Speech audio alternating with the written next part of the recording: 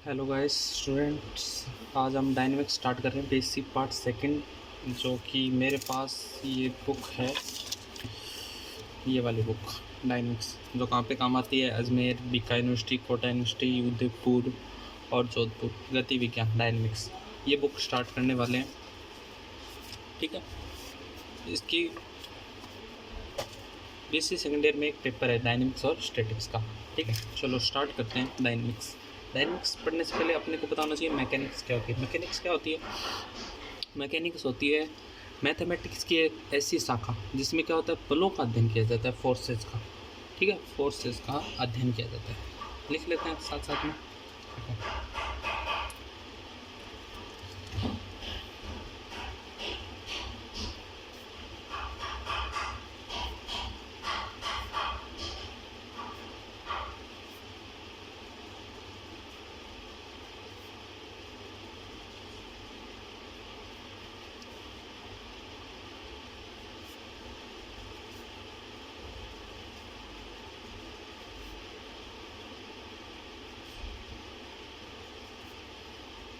ठीक है। मैकेनिक्स क्या होती है? मैथमेटिक्स की ऐसी शाखा जिसमें क्या होता है, बलों का यानी फोर्सेस का अध्ययन किया जाता है। इसके दो पार्ट होते हैं, एक तो होता है डायनामिक्स और एक होता है स्टैटिक्स। दो पार्ट होते हैं। ठीक है, क्या डिफरेंस है दोनों में? देखो, किसी भी बॉडी या पार्टिकल पे अपन क्या लगाते हैं, कोई भी फोर्स लगाते हैं। ठीक है, फोर्स लगाने पर उसकी जो एक्चुअल स्थिति होती है ना, उसमें कुछ चेंज हो जाए, चेंजमेंट होता है, मतलब बल का कुछ तो प्रभाव पड़ता है। अगर उसकी बल लगाने पे चेंज हो जाए, तो प्रभाव पड़ने से, बल का प्रभाव पड़ने से उसकी स्थिति में यानी डिस्प्लेसमेंट हो जाए, कुछ विस्थापन हो जाए, तो ऐसी चीज़ों का प्रभाव हम किस में पड़ेंगे? डायनेमिक्स में। ठीक है, इसके अपोजिट स्टैटिक्स क्या होता है? स्टैटिक्स में क्या होता है, किसी भी पार्टिकल बॉडी पर कोई भी अपन बल लगाते हैं और उस बल का कोई इफेक्ट ही नहीं पड़े, यानी उसकी एक्चुअल स्थिति में कोई भी चेंज ना हो, मतलब वो साम्यावस्था में बनी रहे, तो ऐसी चीज़ बलों का अध्ययन किस में करेंगे? ऐसी अवस्था का अध्ययन किस में करेंगे अपन? स्टैटिक्स में। देखो लिख लेते हैं थोड़ा।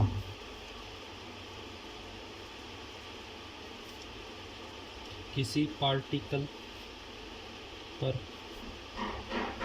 बल लगाने पर उसकी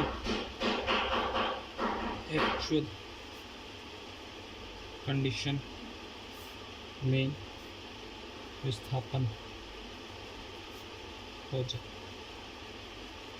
ठीक है, ये सारी चीज़ें किस में पढ़ेंगे अपन? डायनेमिक्स में। स्टैटिक्स में क्या होगा? इसके अपोजिट, मतलब कोई भी चेंज ना हो, मतलब नो चेंज, उसकी कंडीशन में कोई भी चेंज नहीं होना चाहिए। इसकी एक्चुअल जो भी कंडीशन होती है इसमें कुछ चेंजेस नहीं होने चाहिए, मतलब नो चेंज। ठीक है, लिख लेते हैं चलो। किसी पार्टिकल, जो भी कण, बॉडी, कुछ भी है, पार्टिकल पर बल लगाने पर उसकी स्थिति में कोई परिवर्तन ना हो। ठीक, तो ऐसे बल लगाने पर मतलब इफेक्ट, कुछ भी इफेक्ट नहीं हो रहा, उसकी कोई डिस्प्लेसमेंट उत्पन्न नहीं हो रहा है, तो वो किस में होता है? स्टैटिक्स में। ठीक है, ये पढ़ लिया। डायनेमिक्स का एक पार्ट डायनेमिक्स किस में आती है? मैकेनिक्स में आती है। मैकेनिक्स क्या होती है? मैथमेटिक्स की ऐसी शाखा जिसमें क्या होता है, बलों का अध्ययन किया जाता है। इसके दो पार्ट होते हैं, डायनेमिक्स और स्टैटिक्स। जिसमें विस्थापन उत्पन्न हो जाए वो तो किस में आता है? डायनेमिक्स में। और जिसमें विस्थापन में मतलब कोई चेंजमेंट नहीं हो, वो चेंजमेंट किस में नहीं होती? स्टैटिक्स में नहीं होती है। स्टैटिक्स का मतलब क्या होता है? स्थिरता, मतलब एक जगह रही, कुछ भी चेंज नहीं हो, मतलब बल लगाने पर कोई चेंजमेंट नहीं है। अब अपन क्या करेंगे, कुछ इक्वेशन ऑफ मोशन पढ़ेंगे।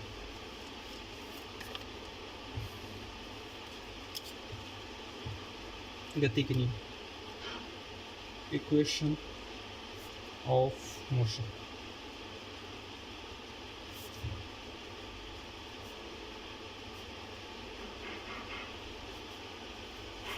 ठीक है, गति के नियम कैसे? रेक्टिलिनियर मोशन पढ़ते हैं, सरल रेखीय गति। ठीक है, पहले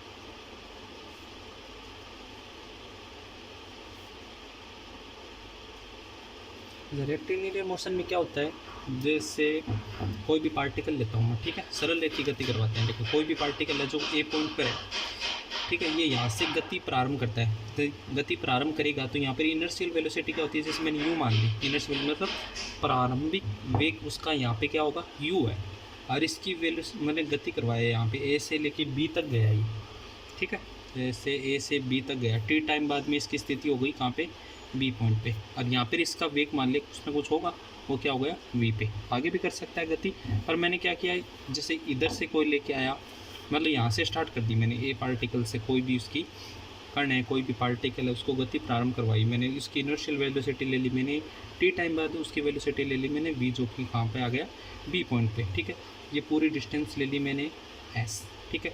मैंने क्या किया, ए पार्टिकल से बी पार्टिकल पे किसी कण को गति करवाई है। अब गति करवाई है, वेग हुआ है, तो वेग तो उत्पन्न होगा, वेग स्पीड तभी तो होती है, तो वेग v उत्पन्न हुआ, और ये समय के सापेक्ष इसमें वेग में क्या हुआ, परिवर्तन हुआ, परिवर्तन तो हुआ ही, पहले u वेलोसिटी थी, पहले u वेग था, अब v वेग है, मतलब वेग में परिवर्तन हो रहा है। अब वेग में परिवर्तन हो रहा है, तो वेग में परिवर्तन क्या होता है, वेग में परिवर्तन की दर क्या होती है, अपने को पता है, त्वरण होता है, एक्सेलरेशन होता है वेग में परिवर्तन की दर।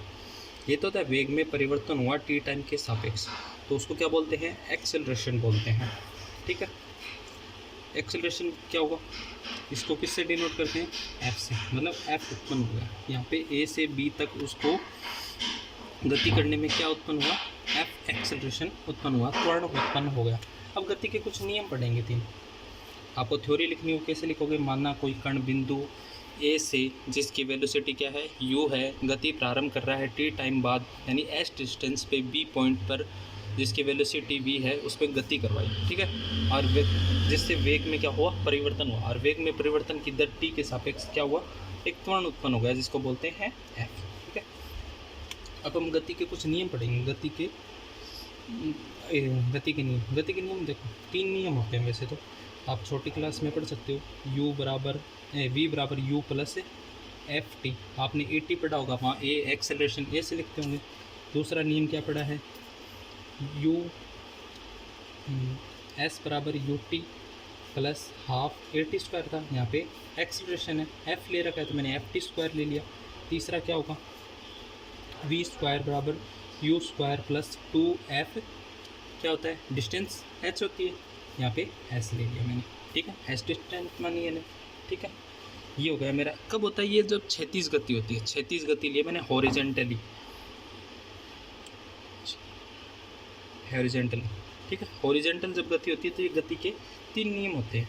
एस क्या हुआ, तय की गई दूरी ए से बी तक के बीच में, टी क्या हुआ, टाइम हुआ ए से बी तक में, ए यू क्या हुआ, इनर्शियल वेलोसिटी, वी क्या हुआ मेरा अंतिम वेग, यू को प्रारंभिक बोलते हैं, यू को वी को अंतिम वेग बोलते हैं, एफ क्या हुआ मेरा एक्सेलरेशन, त्वरण बोलते हैं, ठीक है, वी मेरे वेलोसिटी हो गई, ठीक है। ये 3 नियम अपने। एक चौथा और होता है जिसको बोलते हैं, जैसे मैं क्या कह रहा हूँ, देखो समझने की कोशिश करना। चौथा नियम होता है, इसी के अंदर आता है, वैसे 3 ही नियम होते हैं गति की, एक फॉर्मूला है, अलग से फॉर्मूला लिख लो, चलो अलग से कर लेते हैं, दिख रहा है आपको, चलो एक और पढ़ते हैं। ये क्या होता है,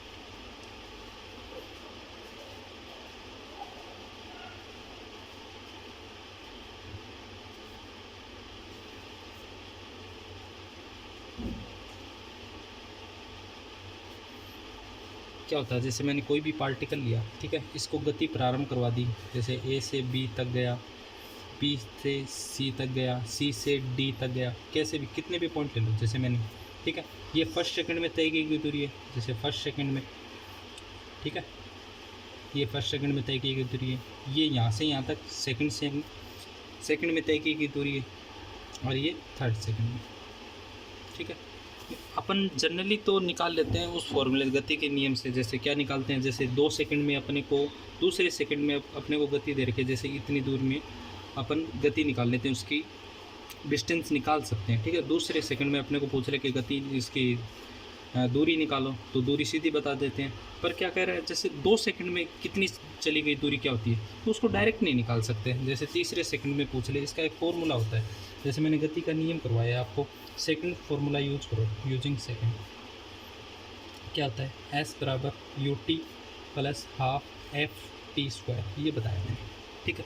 इसमें आपने को तीसरे सेकंड की पूछ ली, तीसरे सेकंड की, तो S3 करके क्या करोगे, टी पे 3, टी की जगह 3 वैल्यू रख दोगे, 3 रख दोगे, तो जो आंसर आ जाएगा वो तो तीसरे सेकंड की आ गई। अपने को तीसरे सेकंड की डायरेक्ट, जैसे ये तो तीसरे सेकंड की डायरेक्ट दे रखी है, अपने को इस फॉर्मूले से निकाल सकते हैं, ठीक है। पर तीसरे सेकंड की डायरेक्ट पूछ लिया आपको कि तीसरे सेकंड में कितनी होगी, तो तीसरे सेकंड में उसकी दूरी कैसे निकालेंगे, तो ये निकालेंगे इसी से, पर एक फॉर्मूला जनरेट करेंगे कैसे, पर उसको निकालने का तरीका क्या होता है, जैसे तीसरे सेकंड की पहले तो दूरी निकालेंगे, फिर उसमें से किसको घटाएंगे, दूसरे सेकंड की दूरी, अपने पास ये सेकंड दूरी आ जाएगी, ठीक है। कैसे निकालेंगे देखो,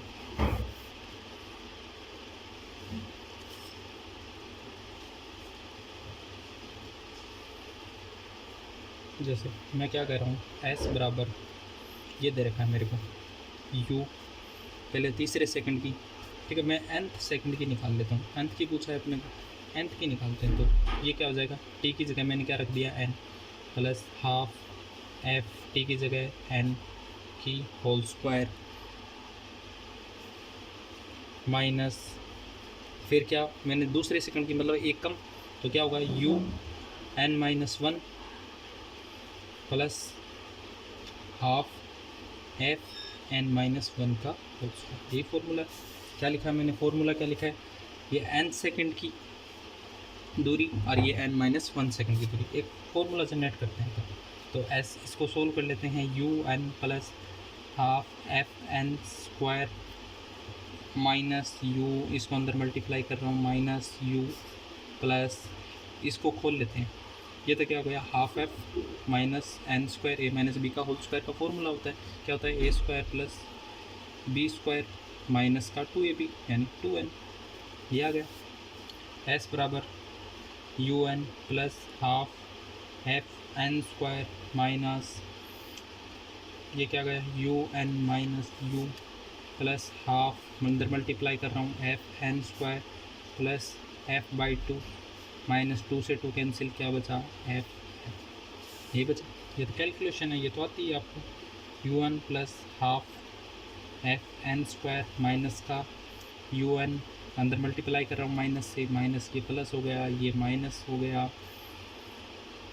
ये माइनस हो गया, प्लस एफ एन, ठीक है, अंदर माइनस से मल्टीप्लाई कर दिया, देखो यू एन से u n cancel, half f n square से half f n square, 3 term बचेगी ये और ये, इसको लिख लेता हूँ, क्या बची, u plus f n plus ये माइनस एफ बाई 2, इसका फॉर्मूला बन गया, प्लस क्या होगा, एफ बाई 2 मैंने क्या ले लिया, कॉमन ले लिया, क्या बचा, यहाँ पे माइनस 1 बचा और यहाँ पे क्या बचा, 2n माइनस, ये अपना फॉर्मूला होता है इस चीज़ का। nवें सेकंड में पूछ ले अपने को चली गई दूरी, मतलब सीधे पूछ ले nवें तीसरे सेकंड में कितनी दूरी चली गई, तो तीसरे सेकंड की अपन डायरेक्ट नहीं निकाल सकते, या तो उसको क्या निकालना पड़ेगा, जैसे तीसरे सेकंड की पूछ ले तो तीसरे सेकंड की दूरी माइनस दूसरे सेकंड की दूरी, ऐसे निकालेंगे, जो बचेगी ना वो तीसरे सेकंड की होगी, पर उसका अपन ने एक ही फॉर्मूले में कन्वर्ट कर दिया, ऐसे डायरेक्ट निकाल सकते हैं, ठीक है।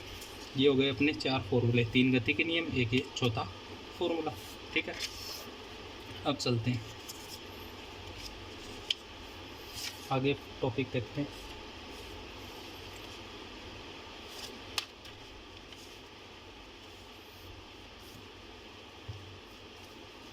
चलो, अपन ने गति के 3 नियम पढ़ लिए, कौन से पढ़ लिए, एक बार लिख देता हूँ मैं, v बराबर u प्लस एफ टी, दूसरा s बराबर u t plus half F T square, तीसरा v स्क्वायर बराबर यू स्क्वायर प्लस 2fs, ठीक है। ये कब होता था, जब हॉरिजेंटल चल रहा हूँ, मतलब क्षैतिज, किसी पार्टिकल को मैंने क्या हुआ, जब क्षैतिज गति करवाई, ठीक है। अब अपन दूसरा पढ़ते हैं इसके अंदर, देखो, जब कण की गति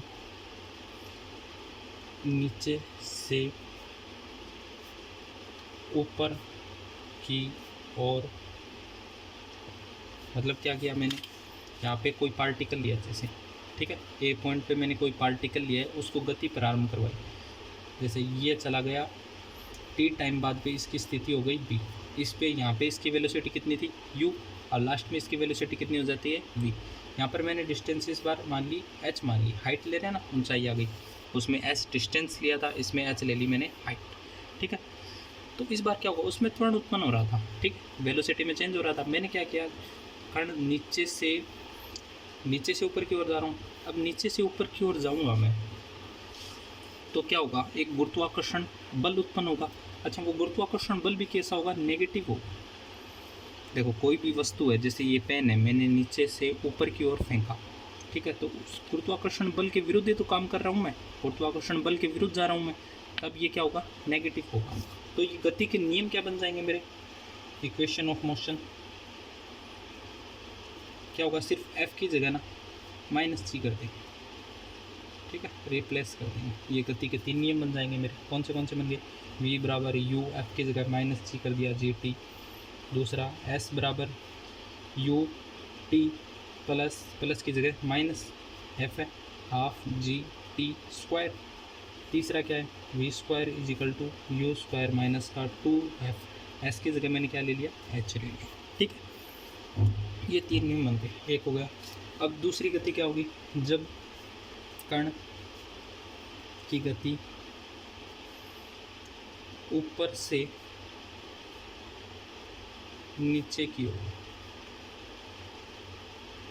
अच्छा, इसमें क्या होगा, देखो मैंने यहाँ पे कोई पार्टिकल लिया ए पॉइंट पे, इसको गति प्रारंभ की, टी टाइम बाद में ये कहाँ पे आ गया, बी पे आ गया, एक गुरुत्वाकर्षण बल उत्पन्न होगा। गुरुत्वाकर्षण बल क्या होगा, जैसे मैंने कोई भी, ये पेन है, जैसे कोई भी वस्तु है, ये मैंने ऊपर से नीचे की तरफ छोड़ी, तो इसको मैंने को कोई भी बल लगाने की ज़रूरत नहीं पड़ी, ठीक है, गुरुत्वाकर्षण बल के अधीन ये अपने आप नीचे की ओर चला गया। तो अपने आप चला गया मतलब जी क्या होगा, पॉजिटिव होगा, ठीक है। हाइट मैंने क्या ले ली, h ले ली, मतलब गुरुत्वाकर्षण त्वरण उत्पन्न हुआ। तो क्या होगा, सिर्फ क्या होगा, f की जगह डायरेक्ट g करना है, तो क्या आ जाएगा, 3 गति के इक्वेशन बन जाएंगे, u प्लस जी टी, दूसरा s बराबर u t plus half g t square, और तीसरा क्या बन गया मेरा, v square is equal to u square plus 2gh। ये मेरे 3 टाइप की गति हो गई, ठीक है, दिख रहा है आपको।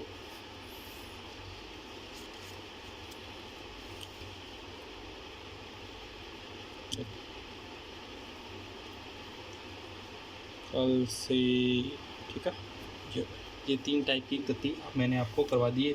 गति के 3 नियम हो गए सभी के। अब क्या कर रहे हैं, इसकी मैक्सिमम हाइट निकालते हैं। जैसे एक फॉर्मूला और बनाते हैं,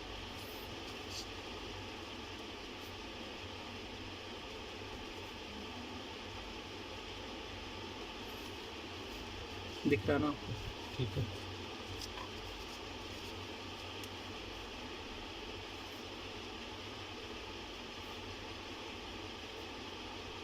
जब किसी पार्टिकल को नीचे से ऊपर फेंका जाता है तो पार्टिकल के द्वारा तय की गई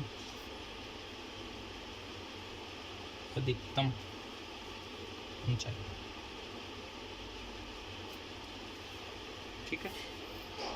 मैं क्या कर रहा हूँ, एक पार्टिकल है ए पॉइंट पर, उसको कोई भी यहाँ पे पार्टिकल से मैंने ऊपर की ओर फेंका, ठीक है, गुरुत्वाकर्षण बल क्या हुआ, नेगेटिव हुआ, ठीक है, नीचे से ऊपर की ओर फेंकते हैं, ये बी पॉइंट पे आ गया, कितने टाइम में, टी टाइम ले लिया मैंने, ठीक, मतलब इसको दूरी में तय करने में कितना समय लगा, टी समय लगा। ये अपने को क्या करना है, अधिकतम हाइट क्या करनी है, ये हाइट मान लेते हैं h, मतलब h की वैल्यू फाइंड करनी है। अब कैसे करेंगे h की वैल्यू, जो थर्ड वाला फॉर्मूला था, यूजिंग थर्ड, नीचे से ऊपर की तरफ फेंका था, वो वाला फॉर्मूला लेंगे। वो फॉर्मूला क्या था, v square is equal to u square plus 2f h, यही था।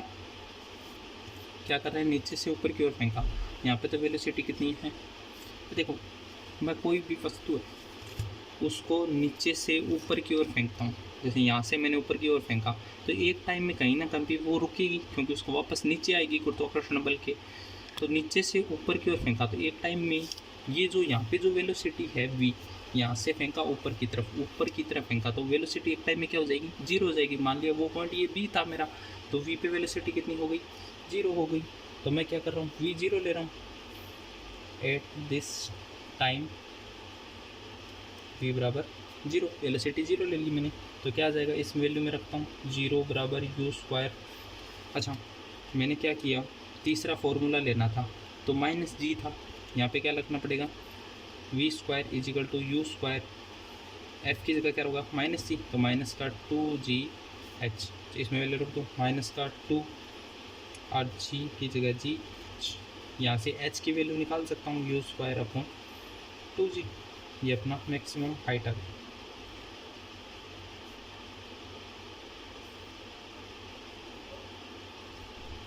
ठीक है, अब अपने को क्या करना है, टी टाइम निकालते हैं, यानी ये तय करने में लगा समय।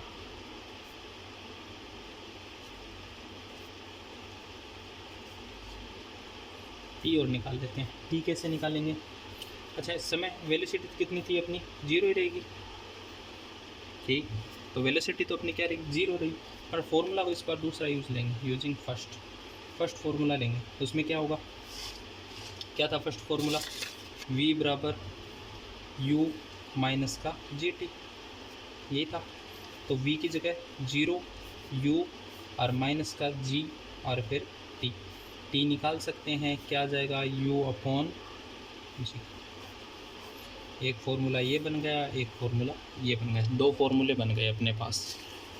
ठीक है, दिख रहा है आपको, ठीक, थोड़ा ऊपर कर लेते हैं,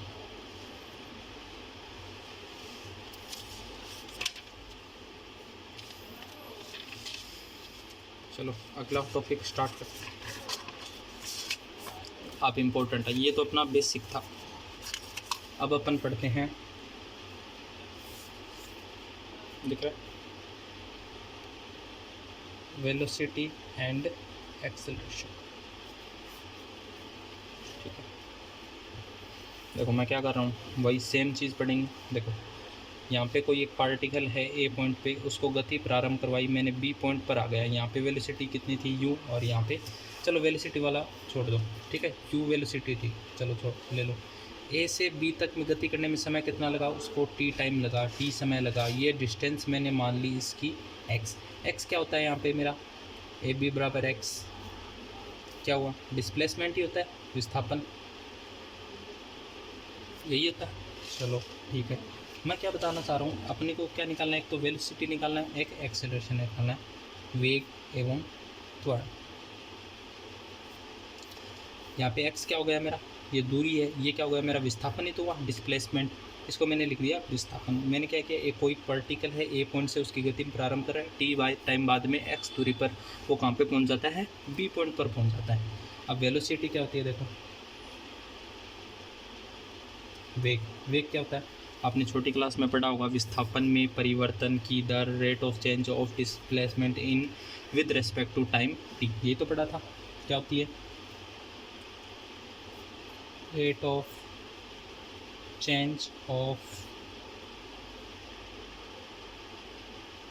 displacement with respect to time T.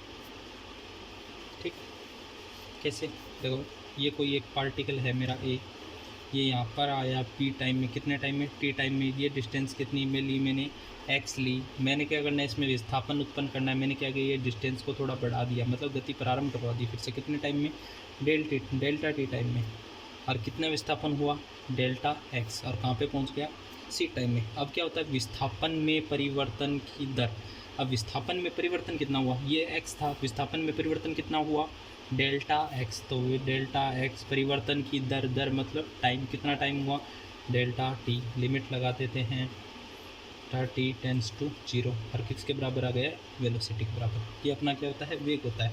अब आपने एक चीज़ और पढ़ी होगी, जब किसी भी डिफरेंशियल का लिमिट दे रखी हो साथ में, तो वो किस में चेंज हो जाता है, ऑर्डिनरी में चेंज हो जाता है, कितना हो जाएगा, dx बाई dt।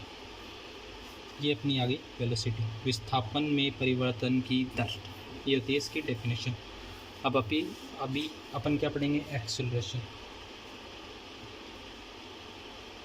त्वरण क्या होता है, देखो त्वरण आप भी पढ़ चुके हो, वेग में परिवर्तन की दर। अब वेग में परिवर्तन की दर होती है, देखो ये अपन वेग निकाल चुके हैं, वैसे तो डायरेक्ट कर सकते हैं, इसका एक बार और डिफ्रेंशिएशन कर दो तो क्या हो जाएगा, अपने पास एक्सेलरेशन आ जाएगा। ठीक है, क्या लिखते हैं, तो थोड़ा समझो, अपन कोई एक बाइक चला रहे हैं, ठीक है, तो उस बाइक को अपन जब भी चलाते हैं तो सेम स्पीड नहीं रखते, कभी अपने को ब्रेक लगाना पड़ता है, मतलब उसकी स्पीड कभी कम करनी पड़ती है, कभी ज़्यादा करनी पड़ती है। वो वेग ही होता है, और वो वेग में कितने टाइम में परिवर्तन हुआ वो क्या होता है, अपना एक्सेलरेशन होता है, मतलब वेग में परिवर्तन की दर क्या होती है। फॉर्मूला लिख देता हूँ, इसको एफ से डिनोट करते हैं, कई बार ए से भी डिनोट करते हैं। एक्सेलरेशन क्या होता है, rate of change of velocity with respect to time t, यानी वेग में परिवर्तन की दर को क्या कहते हैं, त्वरण कहते हैं, एक्सेलरेशन कहते हैं। लिखने का तरीका वही सेम, एफ बराबर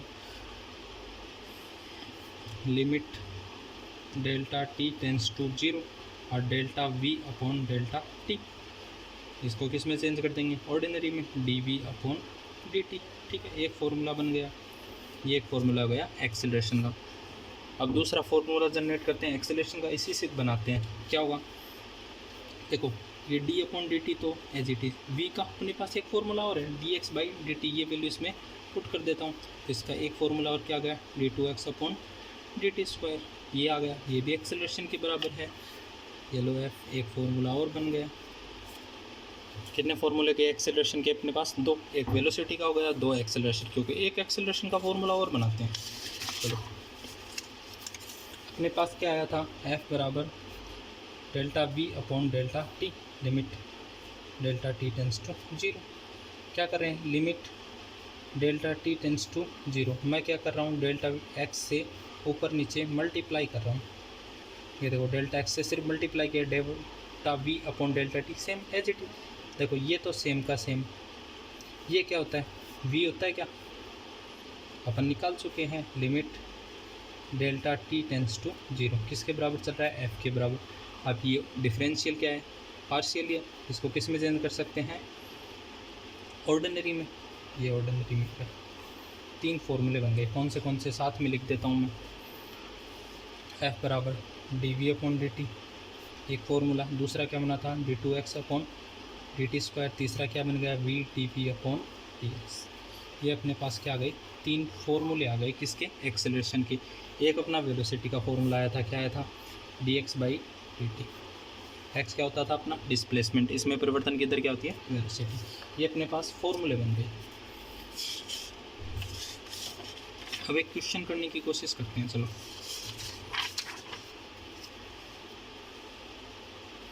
एक क्वेश्चन लिख रहा हूँ, एक्सरसाइज फर्स्ट ए का पहला क्वेश्चन लिख रहा हूँ। आप इसको स्किप में मार सकते हैं, टाइम मैं लिख लेता हूँ। यदि कोई कण एक सरल रेखा में एक्स स्क्वायर बराबर 80 स्क्वायर प्लस 2bt प्लस सी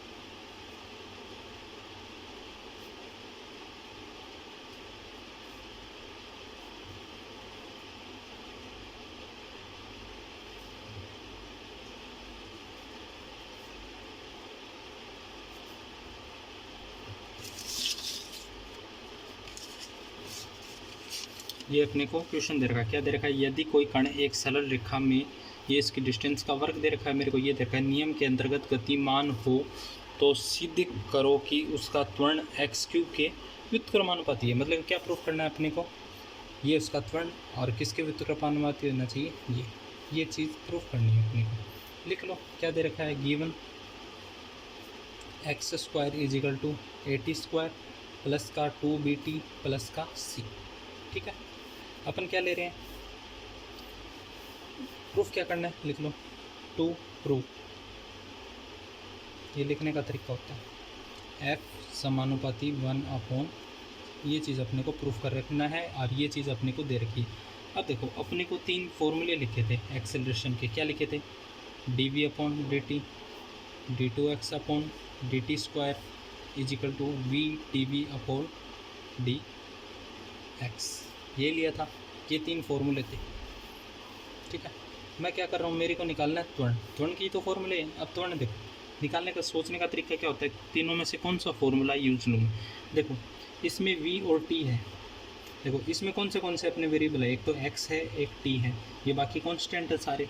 तो x और t किस में है, देखो इसमें v और t है, नहीं है, इसमें x और t है, ये लग सकता है। इसमें x है पर t नहीं है, तो कौन सा फॉर्मूला लगाएंगे, ये वाला फॉर्मूला लगाएंगे। कैसे निकालेंगे, dx/dt निकालना पड़ेगा। dx/dt तो इसी से निकलेगा। तो क्या करना पड़ेगा, इसको इक्वेशन नंबर 1 दे देते हैं और क्या लिखेंगे, इसका डिफ्रेंशिएट कर देते हैं, किसके रेस्पेक्ट में, t के रेस्पेक्ट में। Differentiate equation 1 with respect to t के रेस्पेक्ट में इसका एक बार अवकलन करते हैं। तो क्या आ जाएगा, 2x और x का क्या हो जाएगा, dx/dt। ये मेरा क्या है, कांस्टेंट, t स्क्वायर का क्या हो जाएगा 2t प्लस 2b मेरा क्या है कांस्टेंट, t का क्या हो गया 1 और प्लस c का क्या हो गया 0। क्या कर रहा हूँ, 2x को उधर ले जा रहा हूँ, dx/dt। ये क्या गया मेरा, 2 से 2 सारा cancel, at plus b upon x, ये आ गया मेरा। ये तो क्या है मेरा वेलोसिटी है, ये dx/dt। अपने को क्या निकालना है, एक्सेलरेशन। तो इसका एक बार और क्या करना पड़ेगा, अवकलन करना पड़ेगा। तो एक बार और कर देते हैं, differentiate again, differentiate equation 2 with respect to time t। चलो करो, क्या आ जाएगा, d2x/dt²। इसका कैसे करेंगे, u/v से इसको u मान लेते हैं, इसको v मान लेते हैं। फॉर्मूला आपको आता ही है, क्या होता है, हर का, ये अंश बटा हर होता है, ये हर है, हर का होल स्क्वायर, हर को एज इट इज़, इसका अवकलन माइनस अंश एज इट इज़ और हर का अवकलन। चलो इसको करते हैं, एक्स एज इट इज़, इसका करते हैं पूरे का। ये तो मेरा क्या है कांस्टेंट, टी का क्या हो गया 1, बी का क्या हो गया 0, ये आ गया। इसको एज इट इज़ रख लेते हैं, a t plus b. X का क्या हो जाएगा, dx/dt। ये क्या आ गया, ये d2x/dt² क्या होता है, ये तो एक्सेलरेशन होता है। इसको आप लिख लेता हूँ डायरेक्ट में, दिख रहा है ना आपको, ये लो, ये क्या गया ax minus at plus b. dx/dt की वैल्यू निकल ली क्या अपने, इक्वेशन नंबर 2 देखो, ये रही dx/dt की वैल्यू, ये वैल्यू रख देते हैं इसमें।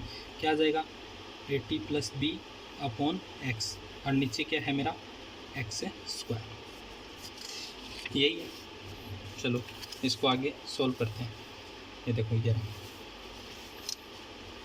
f बराबर क्या दे रखा है मेरा, दिख रहा है आपको, ये देखो आगे सोल्व कर रहा हूँ। f बराबर ये x है, इसके आगे से हम लेके इससे मल्टीप्लाई कर देता हूँ। देखो ax² minus at plus B, ये देखो दोनों सेम है तो होल स्क्वायर हो जाएगा। x को नीचे भी मल्टीप्लाई कर दिया, ये क्या हो गया x³ होगा। सिर्फ कैलकुलेशन कर रहा हूँ, सिंपल कैलकुलेशन है।